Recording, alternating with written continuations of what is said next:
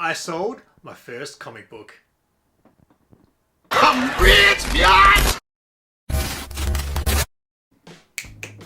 What's going on, guys? I'm SimpleSimon, and in today's video I'm going to be talking about how I sold my first comic book. So it's probably been 4 or even 5 months ago. I put a set of books up on eBay and they just sat there for the longest time and did nothing. But recently I got sent an offer and I gladly accepted.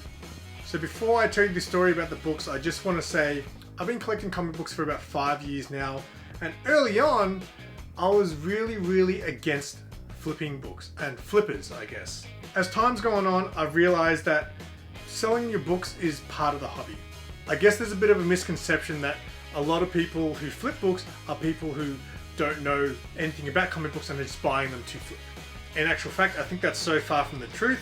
I feel like most people who are flipping books know exactly what they're doing and collect comic books themselves. So I guess now, after all these years, I've accepted the fact that selling comic books is part of the hobby, and a lot of people do that to fund the hobby. I guess in my head, I'm still against the flipper that's gonna go into a comic shop and buy every copy off the shelf just to sell for 4 times the price online. And that goes for shops. I can't stand it when a shop wants to sell a book for 4 times the cover price, you know, the week of release or a week after release. And I know a lot of people argue, I was like, well, they need to make money too, but I just feel like you're scamming your customers a little bit. I really think there should be a time frame that a book can be on the shelf for before you can quadruple the price. But anyway, so the books that I sold recently were a set of Spider-Verse books that came out in 2019. Shout out to my mate Stu at Infinite Comics on Instagram. He's a work friend of mine, and he actually gave me a hot tip that he saw these books selling cheap online. I actually can't remember the online store that I bought it from, but it was an Australian online comic book store, and they had the set of these Spider-Verse books for $80, and they had issue 6, which was the hot book in the lot, for $50. At the time, Spider-Verse issue 6 alone was selling for about $300 by itself. Because of the new Spider-Verse movie, there's a lot of speculation because that book apparently has a lot of first appearances. So it was a hot book. Unfortunately, I missed out on buying the book for $50. However, the set for $80 was still there. And to me, I was like, that's still a good price considering people were actually buying that book for $300+ at the time. So I took a punt and I purely bought that set of books just to flip. Now, I did sit on them for a very long time. I probably waited more than 6 months, maybe 8 months before I ended up putting them up on eBay. And when I did, they just sat there for the longest time. I had a few views here and there, and I tried many things to try to maybe entice people. I would offer people discounts. I even ended up opening my sale internationally because at the time, I had these books selling cheaper than anyone on eBay. So I had the books listed at $280 for the set, issue 1 to 6 of Spider-Verse, and again, I paid $80 for those books. A few times I offered discounts to $250, but then 2 weeks ago, someone made me an offer of $225. So there was a part of me that was like, do I counter offer this guy? Or do I just want to get rid of these books now? So before I decided to accept or counter offer, I decided to double check eBay to see if anyone else was selling this book at the same price now. And I happened to find a local comic shop here selling the same set on their eBay store for $180. And I was like, whoop, it's time for these books to go. So I accepted the offer of $225. I charged $12 shipping. Now, I had no idea what to charge for shipping because I know a lot of people will say eBay does it all for you.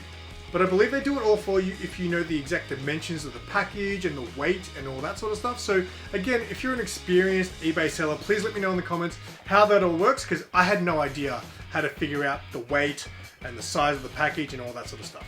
So I just took a punt and I charged $12 to deliver them. No matter what, I was going to make a profit anyway. So I ended up with $237 in my eBay account, and after fees, I get $205 from that sale. So I bought the books for $80 and I got $205. $125 turnaround ain't too bad, and I must say it was a pretty good feeling. Now here's a few things I learned. eBay haven't paid me yet. Because it was my first sale ever, they actually hold on to the money for a little bit to give the buyer time to basically give me feedback or complain or anything like that. So my money's still sitting there. I believe the books may arrive there today. So hopefully that money will go into my account. Hopefully nothing happened in transit and hopefully they get to the guy safely. One mistake I actually did make when I sent them off, I just paid for standard postage. I really should have paid the extra couple of dollars to get them to sign. They normally ask that at the post office, which they didn't. So I actually feel bad that I didn't pay the extra couple of dollars to get them to sign for it, just because when you're sending a book that's that expensive, you probably want something like that. Did I do all right? $80 for a $205 return. I thought I did okay. But let me know what you guys think about selling books. Do you guys do it? Are you guys against it?